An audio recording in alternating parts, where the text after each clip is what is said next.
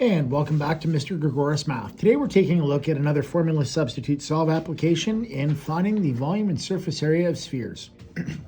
So here we have a question, here we have a sphere, and as you can see, the toughest part about a sphere is drawing one. I'll get around to working on that skill later, and I do apologize for all of these awful jokes. My sense of humor has always been quite circular.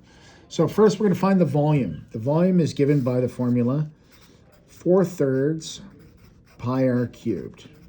And for an explanation of where this 4/3 comes from, please see the notes from class today. It's a little bit of an inside joke to my current class. 4/3 pi r cubed. The nice part about the formulas for the volume of the surface, for the volume and surface area of a sphere, is that both of them just simply contain one other variable, the radius. That's because spheres are constantly decided by what their radius is. It's the only thing that matters. If the radius is 6, well, it's just all of the points that are exactly 6 units away from the center. So we'll substitute in 6 for our radius and have 4/3 times pi times 6 cubed.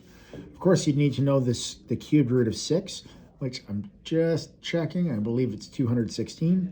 So we'll have 4/3 times pi times 216.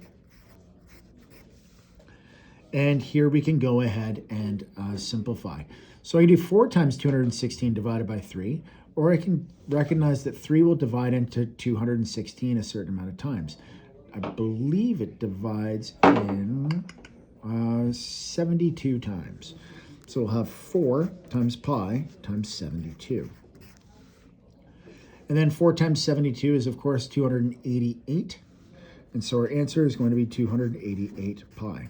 And that is the exact answer. So it's 288 pi centimeters cubed. You could always evaluate what pi is using some weird substitution like 3.14 or something else that's a little bit more ancient like 22/7.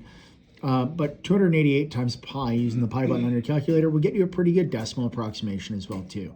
But for our intents and purposes, this answer is perfectly fine. So now let's take a look at the surface area.